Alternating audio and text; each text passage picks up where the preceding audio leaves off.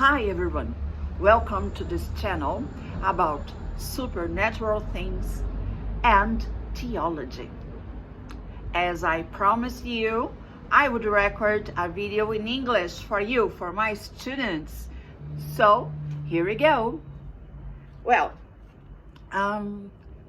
as you know, yesterday we were talking about what is theology. And today I'm going to talk about a science that is very, very important for our theology, which is archaeology. Yes, archaeology is, as I might say, a new science. And all the studies concerning archaeology have been very useful and helpful on the studies about theology. You have also the biblical archaeology. Yes, the purpose of the biblical archaeology is not to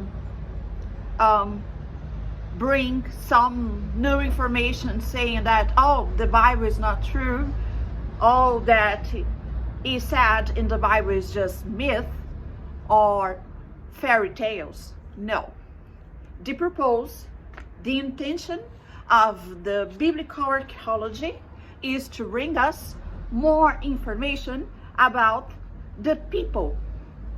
I mean, the people that are told about in all the texts. For example, in Israel, you have an authority from the government of Israel that allows the digs there in Israel, because, as you know, it is the most important country, and most of the passages, the texts of the Bible, they happened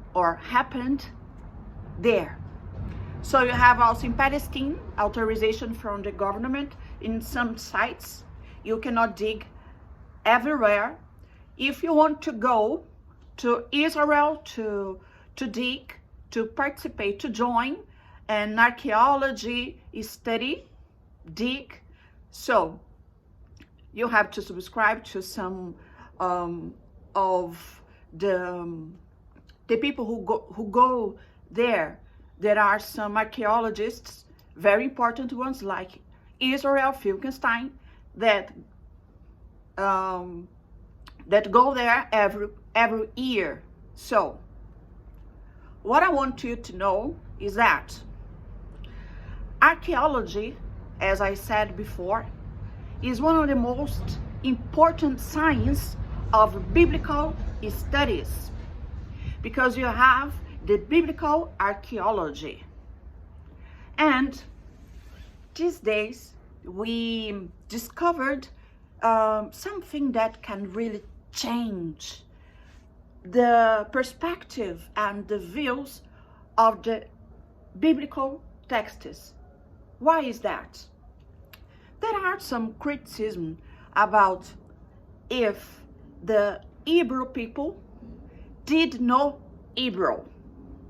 If people by the times of Moses or by the time of the King David knew Hebrew, or even the Proto-Hebrew. Because there are some people, there are some in the academy, there are some scholars who tell us that people did not know Hebrew. So all the texts were written in Greek, which is a big problem. But now you have this discovery, this finding that bring us a totally new information, because it's the oldest finding of an Hebrew text, and it dates from 1300 before the Common Era. It means that it is 1300 years before Jesus Christ. And it is written in Hebrew text, Hebrew letters. You know what that means? And it's a new discovery.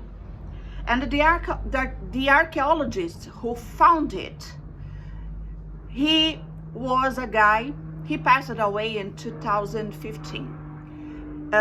He was a guy who did not believe in the Bible texts.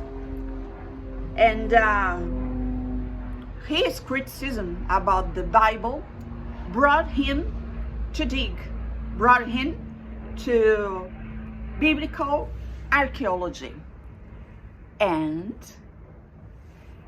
he found this cursed amulet in the Mount of Ebal, that you can find the reference on the book of Numbers, where it is said by Moses that some tribes should go to one mount, and the other mount would be the Ebal Mount, and there some tribes should say curses, and the other one on the other mount should say blessings.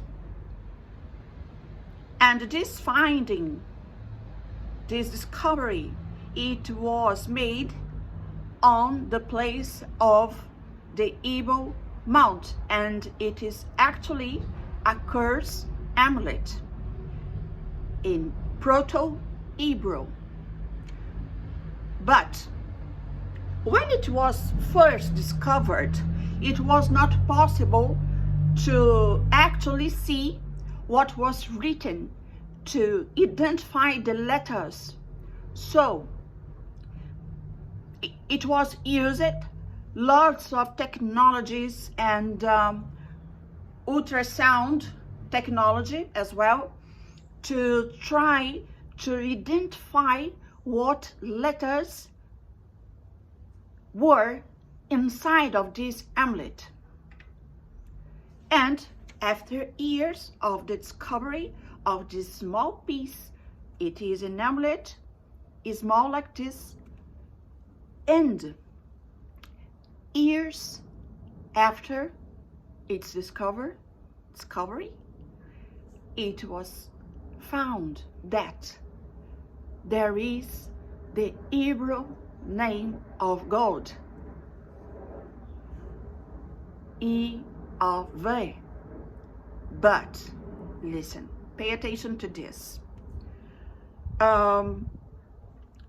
It was not allowed to speak of the name of the Lord in vain, so people were very careful about writing or speaking the name Yahweh.